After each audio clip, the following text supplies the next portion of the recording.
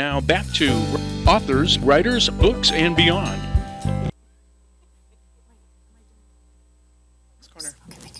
Hi, welcome back. Because we have so much fun when you're gone. You should really watch the 3-minute breaks, you guys. They're fun. Anyway, I'm going to talk about Clark's Corner for a little bit, where my writers group meets half at Clark's and half at Hine, and we do our critiquing there. The intensive novel and the novel to screenplay, one of them meets every Friday. And the children's group, the YA, the new adult, and they also write novellas, historical. They meet there on Mondays.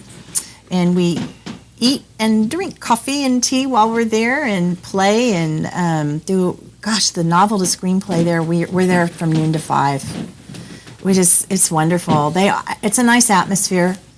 And you've heard me say before, we do an annual literary read there that's very popular. But check them out, because the chef, Chris, is making some new dishes on Thursdays and Fridays, not just prime rib on Fridays now.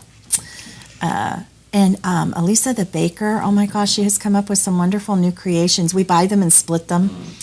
And then we're fueled to go another couple hours. So it works really well. And of course, catch Dennis Yancey on Friday nights playing the piano. So thank you. And if you haven't been there, by the way, if you live in Amador County, you are really missing out. Okay? So go. You might see me. I'll buy you a coffee. Yeah, it's on film. There you go. Yeah, it's on film. Let's move on. Back to Jane. Take it, Jane. Yes. What would you like to know? Do you drink coffee or tea? Both. Both. Mm-hmm. Okay. It depends on the time of day. Now, I'll give a little shout out to my hubby. He's my alarm clock, so he wakes me up every morning with a cup of hot green tea to get me started. I know. Healthy. I'm so spoiled. You are. Spoiled. Yeah. But weekends, I make the coffee, and that's the alarm. I get to be the alarm clock on the weekend. That's sweet. That's very sweet. Yeah.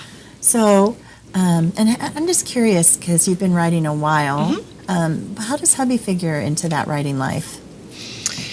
Well, we kind of have an agreement, and he leaves the house and goes plays golf so that I can write in solitude. If he's not playing golf, he goes down to my mom's house and watches golf on TV. And when he's not doing that, he's playing online golf. Do you see some sort of a little trend? I see a trend here. Big time. Do you live on a golf course? No. Oh, okay. No, but that helps me know that he's going to be gone for 4 hours, and I've got 4 hours to concentrate on writing with no interruptions except the cat. So do you have a set time? Nope, no set time. Just whenever you guys can grab it. Whenever I can snatch some time. So how did, because I'm just curious, I'm comparing him to Joe, my husband. How did he take your decision to really write for publication? Oh, he is my biggest cheerleader. He loves encouraging me. He loves reading what I've written, and he has been great. That's wonderful. I dedicated this book to him. You did? Yes. That's wonderful. Mm-hmm. So all you hubbies out there, the writers that are not normal, thank you very much, because we are normal in our own way. But living with us is different than reading our books. So thank you.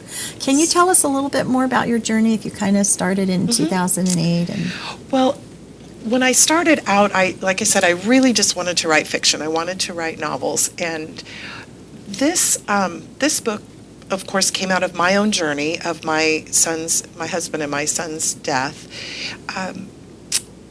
I journaled a lot during that time, and I also blogged. And so most of what I wrote came out of the journaling and the blogging.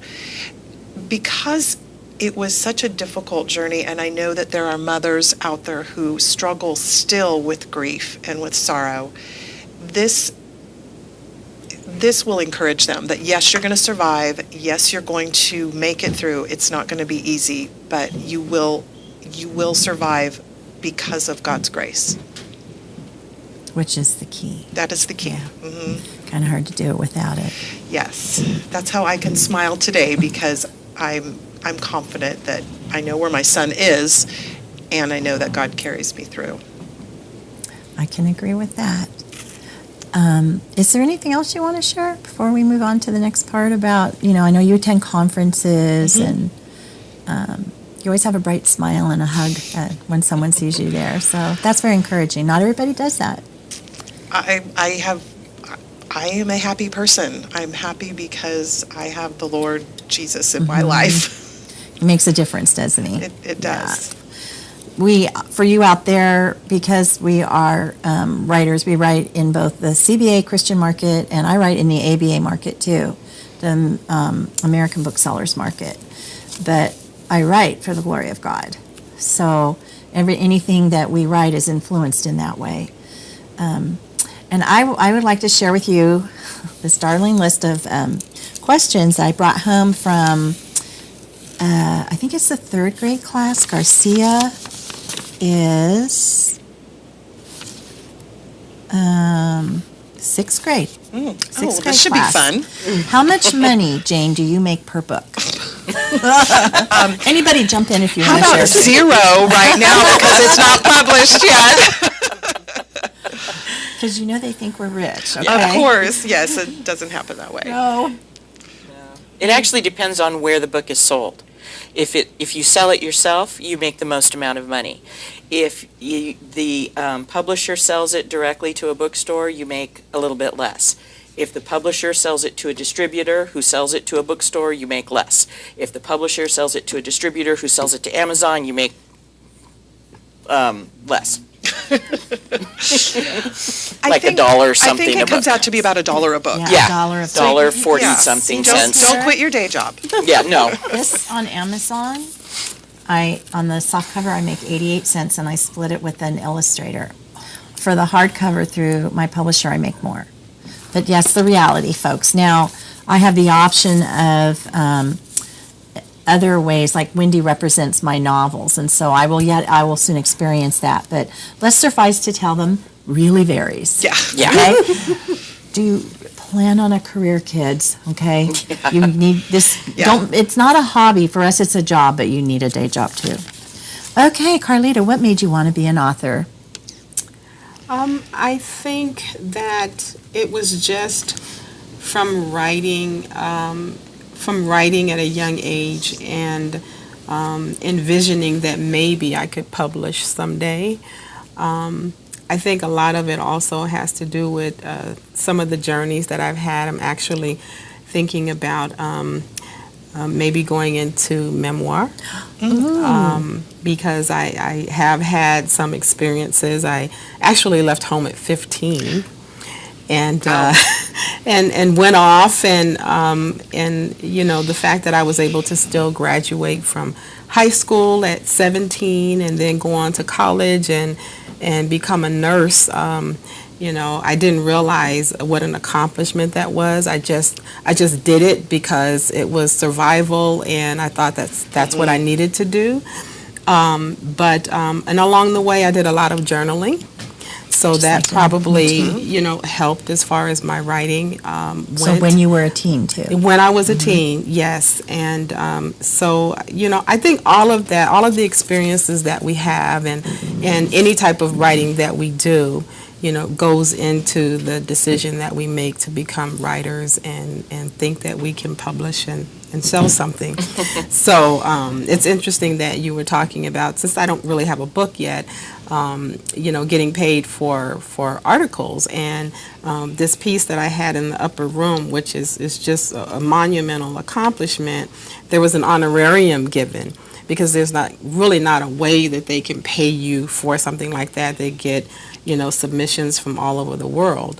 But again, writing is something that I think we do because it's a passion. It's driven from somewhere deep inside of us, so and true. We have to do it whether we're getting paid or not. It'd be nice to get paid, but it's just something that we have to do. A lot of it for me is inspiration. Mm-hmm. So something will come to me and I'll start writing and I can't stop. I've just got to continue, at least to get that first draft out. and then put it away and then come back a couple of months later and go, ooh, and start revising. That's what we do. Revision. And I bet that's not the answer they were expecting, but it's the truth. Revision. Yeah. Okay, where do you get your ideas for your books, Jane? Well, you kind of shared that, but where will you get your idea for your next book? I have extremely vivid dreams. And so it's like a whole plot line. So if I have a very vivid dream, I will write it down, type it out, and put it in a file for future ideas. So I'm not sure that I will ever run out of ideas. I probably could keep writing till I'm 100 years old. We don't really retire, do we? No. We'll write till we stop breathing, I think. Yeah. Lori, how difficult is it to get your book published? You sort of covered that a little. And you publish differently, so not traditional. Yeah, I self-published these. Well, this book, I actually started my own publishing company to get this to go through. The business book I did through a publishing house that is no longer in business. And it was not a fun experience. So I decided it would be better just to make up a company and put myself in charge. So that's what I did. Hope you love your boss. I do. That's so good. So out there, students, remember, it isn't all a pipe dream. Just keep that in mind. Oh, there's a way. When I was a kid, I used to get in trouble for saying, it's impossible, I can't do it. And my mom would say, there's a way to do anything. Now you know. So I did. And you're living in a world today where it's continually changing. By the time this airs and someone sees it down the line, it will have changed from what we say today. Yeah. So check, keep tabs. And let's see, Carlita, what steps did you have to take to get your book published? Yours is coming. Right. Yeah, I don't have a book yet, but Okay. Yeah.